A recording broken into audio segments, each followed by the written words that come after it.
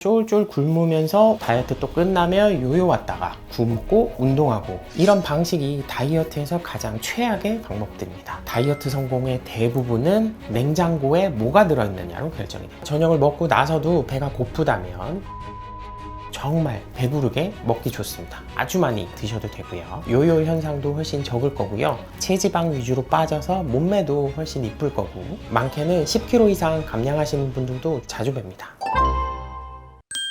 안녕하세요, 송 원장입니다. 엄마들을 위한 쉽고 건강한 다이어트 정보 전달드리고 있습니다.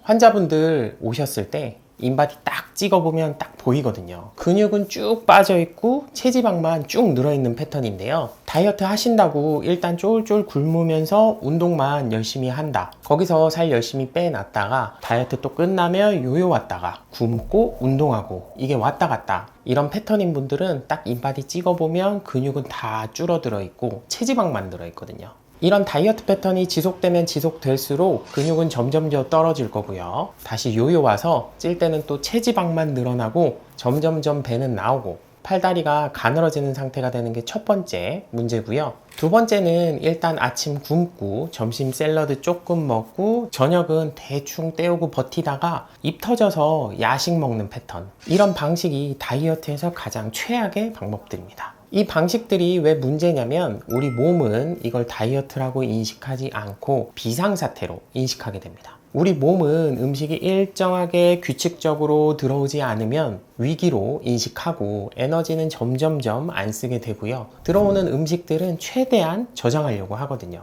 그러면 기초대사량은 점점 꺼지고 몸의 지방은 쓰지 않으려고 하고 조금만 먹어도 바로 저장 모드로 들어가게 됩니다. 특히 출산이나 육아 그리고 나이 변화를 겪으면서 엄마들 몸에서는 기초대사량이 점점점 떨어지는 경우가 많기 때문에 이 방법대로 다이어트 패턴이 지속되면 나중에는 살이 정말 잘 안 빠질 겁니다. 마지막 하나, 정말 최악인 게 지방이랑 탄수화물을 같이 먹는 패턴 다이어트입니다. 요즘 진짜 이것 때문에 살찌는 분들 많은데요. 버터가 좋다고 빵에 발라 먹고 밥이랑 같이 먹으면서 이건 건강한 지방이니까 괜찮겠지 생각하시는 분들 정말 많거든요. 근데 이 조합은 혈당, 인슐린, 지방 저장을 동시에 자극합니다. 버터 진짜 조심하셔야 됩니다. 버터 먹고 나서 밥 먹거나 빵 먹고 나면 인슐린 덜 나온다고 버터랑 빵이랑 같이 먹고 버터 먼저 먹고 또 탄수화물 많이 먹는 경우들이 있죠.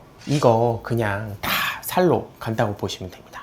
우리가 중요한 게 단순하게 혈당이 덜 올라간 것만 중요한 게 아니라요, 인슐린이 계속 지속적으로 분비되는 시간도 굉장히 중요하거든요. 너무 한 번에 인슐린만 안 튀면 된다, 인슐린 스파이크만 안 오면 된다 쪽으로 집중이 돼 있는데, 지방이랑 탄수화물 조합을 같이 하면 인슐린이 뛰는 속도는 줄어들지 모르지만 분비되는 시간 자체는 다 길기 때문에 어차피 살찌는 건 똑같을 겁니다. 버터 혈당 안 올리고 다이어트에 딱 맞게 드시는 방법 제 채널에 영상들 많이 올려두었으니까 참고하시면 도움 많이 되실 겁니다. 버터 드실 때 제일 중요한 거, 항상 탄수화물 없는 식단, 이거랑 같이 하는 게 제일 중요하다고 생각하시면 됩니다. 핵심은 딱 두 가지입니다. 혈당을 튀게 하지 않으면서 지방을 에너지원으로 쓰게 만드는 건데요. 우리는 보통 다이어트를 적게 먹어서 빼는 거라고 생각하는데 실제로는 에너지원 전환이 핵심입니다. 우리 몸에는 탄수화물을 쓰는 모드 그리고 지방을 쓰는 모드, 에너지를 쓰는 게 딱 두 가지 패턴이 있는데, 이게 혈당이 계속 튀게 되면 우리 몸은 탄수화물만 쓰고 지방은 그냥 비상용으로 항상 저장하고 아껴놓게 됩니다. 반대로 혈당이 안정되게 되면 간이랑 근육에 저장돼 있던 글리코겐을 먼저 태우게 되고, 그게 다 타고 나면 그 다음부터는 지방을 연료로 쓰는 몸 상태로 바뀌거든요. 제가 연속 혈당 측정기로 직접 측정을 좀 해보면 평소 식단은 하루 종일 혈당이 롤러코스터처럼 너를 뛰는데, 지금 말씀드리는 방식으로 식사하시게 되면 혈당이 끝까지 정말 평평하게 유지될 겁니다. 이 상태가 바로 배부르게 먹어도 살이 안 찌는 몸, 지방이 자동으로 타는 몸 상태입니다. 다이어트 성공의 대부분은 냉장고에 뭐가 들어있느냐로 결정이 됩니다. 내가 귀찮게 요리해서 먹어야 되는 음식이 아니라 그냥 딱 냉장고 열자마자 바로 먹을 수 있는 건강에 좋고 포만감 좋은 간식들이 냉장고에 꽉꽉 채워져 있어야 됩니다. 그릭 요거트는 단백질이랑 유산균이 정말 풍부해서 첫 번째 제가 제일 추천드리는 간식이고요. 방울토마토는 30개를 먹어도 100칼로리가 잘 안 넘기 때문에 정말 배부르게 건강에 좋게 먹기 좋습니다. 피부도 좋아질 거고요. 자몽은 혈당을 거의 올리지 않으면서 식욕 억제해주고 지방 분해 효과도 있고요. 오이랑 파프리카 이런 거 크림치즈 한 숟갈에 딱 퍼서 같이 찍어 먹어도 굉장히 아삭아삭하게 맛있게 드실 수 있을 겁니다. 삶은 달걀이나 구운 달걀 이런 것도 콜레스테롤 걱정하시지 마시고 하루에 3개에서 4개까지 편하게 드셔도 됩니다. 우리가 중요한 건 배가 엄청 고프기 전에 미리 간식을 조금씩 혈당 안 튀는 걸로 챙겨주는 겁니다. 이미 배가 고파진 상태에서 먹으면 혈당이 너무 떨어진 상태여서 폭식으로 이어질 가능성이 훨씬 높아지거든요.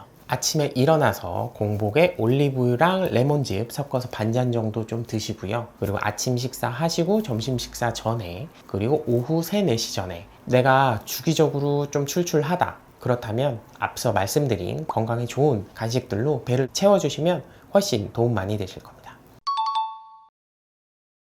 우리가 아침 식단은 복잡하면 절대 못합니다. 가족 챙기고 애들 학교 보내고 정말 바쁘잖아요. 그래서 저는 아침을 아주 단순하게 아침을 원래 안 드시는 분은 아침에 일어나자마자 한 올리브유 소주 반잔 정도 드시는 거 추천드리고요. 이게 너무 역하고 맛이 없다 할 때는 레몬즙 같이 똑같은 비율로 같이 드셔도 되고요. 내가 올리브유는 진짜 너무 맛이 없어서 못 먹겠다 할 때는 버터 한 손가락 2마디 정도 되는 용량 정도 이걸로 대체하셔도 됩니다.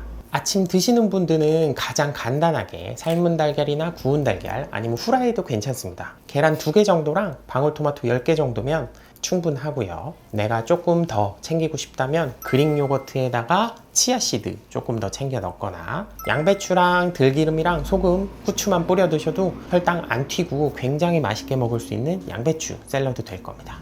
여기에다가 제가 권해드리는 아침 습관이 또 하나 있거든요. 아침에 일어나자마자 그냥 제자리에서 점프 50번 하는 겁니다. 한 30초에서 길면 1분 안쪽으로 끝나거든요. 이 작은 습관이 기초대사량 올려줄 거고 체온 올려줄 거고 림프순환 그리고 호르몬까지 살 빠지는 몸 상태 만들어주는데 굉장히 좋은 습관이 될 겁니다.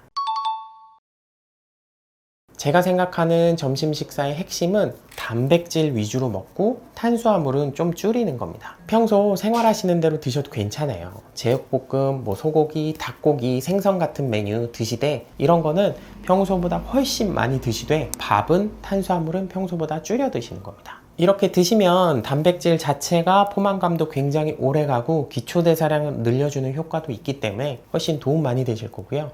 샤브샤브 같은 거 드실 때도 마지막에 죽이나 칼국수는 빼시고요. 야채랑 고기들 굉장히 많이 드셔도 됩니다. 그리고 내가 좀 간식이나 디저트가 먹고 싶다 할 때는 식사하시고 나서 한 2시간, 3시간 있다 드시는 것보다는 그냥 식사하고 나서 바로 부쳐서 먹는 게 훨씬 낫긴 하거든요. 디저트까지 드시고 났다면 우리 최소 5분에서 10분 정도는 빠르게 걷기 해주시는 거 추천드립니다. 그렇게 되면 올라갈 것 같던 혈당도 빠르게 내려올 수 있습니다. 우리가 저녁은 사실 가족들이랑 먹는 경우가 많기 때문에 현실적이어야 됩니다. 앞서 말씀드린 것처럼 고기나 생선, 해산물 같은 단백질은 정말 풍부하게 아주 많이 평소보다 드셔도 되고요. 탄수화물을 최소화하는 겁니다. 내가 저녁을 먹고 나서도 배가 고프다면 저녁 간식 추천드리는데요. 그릭 요거트에다가 자몽 같은 거 넣어 드시면 정말 상큼하게 맛있게 드실 수 있어요. 또 출출하다 싶으면 우리 자연 치즈, 모짜렐라나 고다 치즈, 체다 치즈 이런 거 괜찮거든요. 치즈 같은 것도 혈당 안 튀니까 추천드리고요. 우리가 또 가볍게 해볼 수 있는 평소 습관으로는 잠들기 전에 따뜻한 물로 반신욕 하는 겁니다. 땀이 좀 촉촉하게 날 정도로만 해주셔도 림프 순환도 좋아질 거고요. 전신 혈액 순환 그리고 장 운동도 좋아지고 수면의 질 확실하게 달라질 겁니다. 우리가 사람이 잠을 잘 자야 몸이 회복되면서 살 빠지는 상태도 가능한 거거든요. 보통 환자분들 보다 보면 한 2달 정도 했을 때 이 방법 하시면 5kg에서 7kg 정도는 쉽게 어렵지 않았다고 말씀하시는 경우도 많고요. 많게는 10kg 이상 감량하시는 분들도 자주 뵙니다. 공통적으로 하시는 말씀들은 내가 생각보다 배고프지 않게, 기운 떨어지지 않게 뺐다는 건데요. 이렇게 내가 혈당이 잘 안 튀는 단백질 위주, 탄수화물 줄인 식단 위주로 하다 보면 우리 몸은 지방이 계속 타는 몸 상태로 유지될 겁니다. 그렇게 되면 우리가 요요 현상도 훨씬 적을 거고요. 체지방 위주로 빠져서 몸매도 훨씬 이쁠 거고 피부도 훨씬 좋아지는 걸 느끼실 겁니다.